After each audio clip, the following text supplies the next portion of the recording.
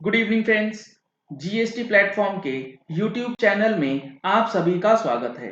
Friends, एक confusion जो लोगों में बार बार आ रहा है कि जीएसटी ऑडिट और जो टैक्स ऑडिट इनकम टैक्स के अंदर होना है, इस दोनों की लिमिट क्या है, क्या इसके अंदर कोई चेंजेस हुआ है फाइनेंशियल ईयर 18-19 से रिलेटेड, फाइनेंशियल ईयर 19-20 से रिलेटेड। इस दोनों साल में काफी कंफ्यूजन जो हैं वो लोगों में आ रही है। आज मैं आपको दोनों ही लिमिट्स के बारे में बिल्कुल क्लियरली बताने वाला हूं। सबसे पहले इस चीज को समझ लीजिए कि इनकम टैक्स के अंदर आपको कौन से ईयर का ऑडिट करवाना है। ये करवाना है आपको फाइनेंशियल ईयर 1920 असेसमेंट ईयर 2021 का, जिसकी डेट 30 अक्टूबर 2020 31 अक्टूबर 2020 तक बढ़ा दी गई है। जबकि जीएसटी के अंदर जो ऑडिट होना है वो होना है फाइनेंशियल ईयर 18-19 का। पहले इस चीज की क्लैरिटी आपको होनी चाहिए कि जीएसटी के अंदर फाइनेंशियल ईयर और असेसमेंट ईयर नहीं होता है। इनकम टैक्स के अंदर फाइनेंशियल ईयर और असेसमेंट ईयर का कॉन्सेप्ट जो है वो चलता है।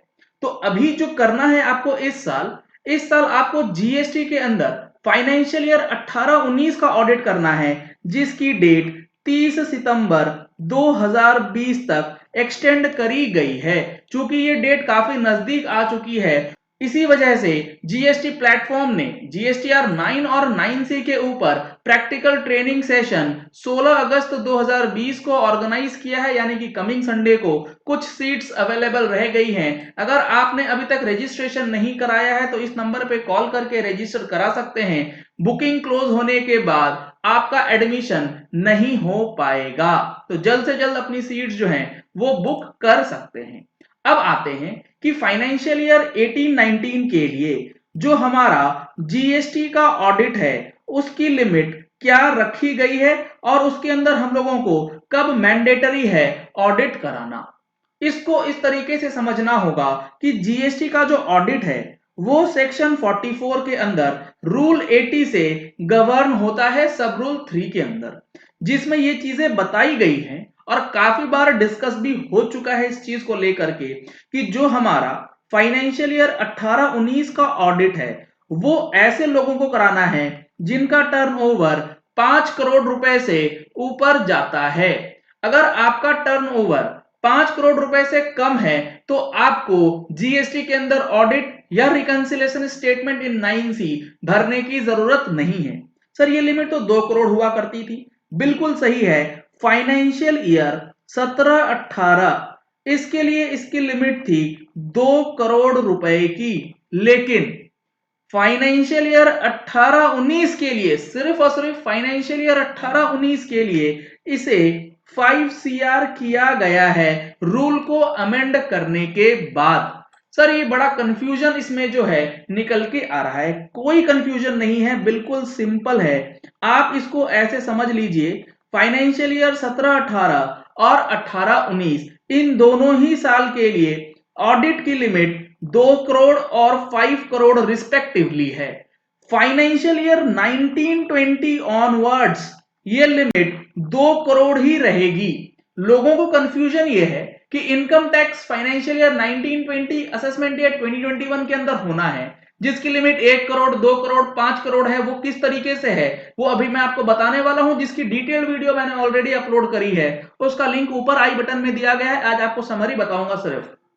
लेकिन आपको जो फाइनेंशियल ईयर 1920 का जब जीएसटी ऑडिट करना होगा, जब करना होगा तब देखेंगे, लेकिन उसकी limit as on date 2 crore ही रखी गई है। सर, ये तो हो गया फाइनेंशियल ईयर 1920 9C का। 9 का क्या फंडा है, तो आप इस चीज को बिल्कुल अपने दिमाग में बैठा लीजिए। फाइनेंशियल ईयर 17-18 और 18-19 सिर्फ और सिर्फ इन 2 सालों के लिए ही, इन 2 ईयर्स के लिए ही जीएसटीआर 9 का ऑप्शनल दिया गया है फाइलिंग 2 करोड़ से कम वालों के लिए।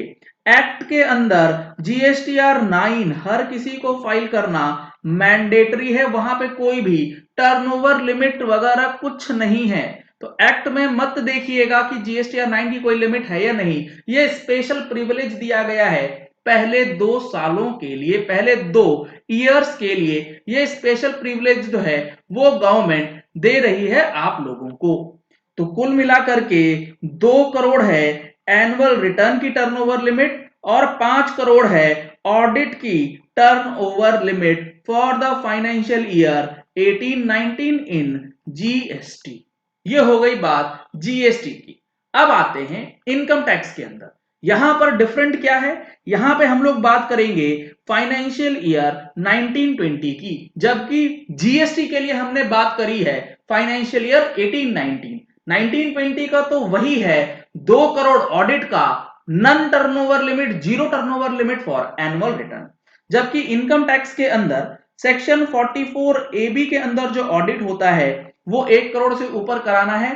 अगर आप 1 करोड़ से ऊपर नहीं कराना चाहते क्योंकि आपका टर्नओवर 5 करोड़ रुपए से कम है, तो आपको 95% ट्रांजैक्शंस ये तो बैंक के चैनल से करना है, जिसके बारे में मैंने आपको डिटेल्स में बता रखा है। कहने का मतलब है कि 5% जो टोटल रिसिप्ट होगी और 5% जो टोटल पेमेंट होगी वो कैश से ऊपर नहीं होनी चाहिए।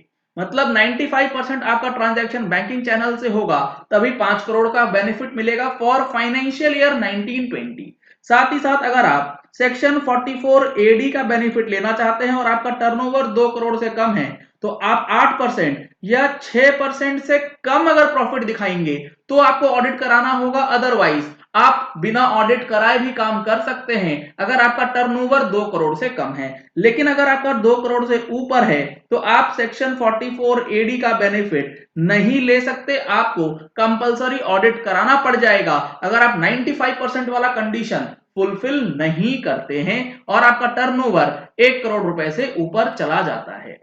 प्रोफेशनल्स के लिए जो चीजें हैं इसमें कोई भी दिक्कत नहीं है, ये बहुत ही सिंपल है। यहां पर 50 लैक्स का जो कंडीशन है वो दिया गया है और प्रॉफिट आपको दिखाना है 50% से ऊपर, तो आपको ऑडिट कराने की जरूरत नहीं है, अदरवाइज आपको ऑडिट कराना होगा। एक लास्ट कैटेगरी रह गई है सेक्शन 44 AE। ये बेसिकली ट्रक ऑपरेटर्स और ट्रक ओनर्स के लिए आती है जो कि हेवी व्हीकल के अंदर डील करते हैं। इसमें जो प्रॉफिट सेक्शन 44 AE में दिया गया है उससे लोअर प्रॉफिट्स अगर आप दिखाएंगे तो आपको ऑडिट जो है सेक्शन 44 AB में कराना होगा फॉर असेसमेंट ईयर 2021, ऐसा मैंडेटरी क्लॉज दिया गया है। चलिए इस वीडियो को यही एंड करते हैं। आशा करते हैं कि आपको यह वीडियो पसंद आया होगा। अगर आपको यह वीडियो पसंद आया तो इस वीडियो को लाइक और शेयर करना मत भूलिएगा, ताकि मैक्सिमम लोगों तक इन्फॉर्मेशन पहुंच जाए कि जीएसटी के अंदर और इनकम टैक्स के अंदर जो ऑडिट के लिमिट्स हैं वो क्या है और किनको कराना है। अगर आपने हमारे चैनल पे फर्स्ट टाइम ट्यून इन किया है तो चैनल को सब्सक्राइब करने के लिए नीचे दिए गए रेड कलर का सब्सक्राइब बटन प्रेस कर लीजिए। साथ में जो बेल आइकन है उसे प्रेस कर लीजिएगा ताकि वीडियोस की नोटिफिकेशंस आप तक रेगुलरली पहुंचती रहें। Thank you and have a nice day.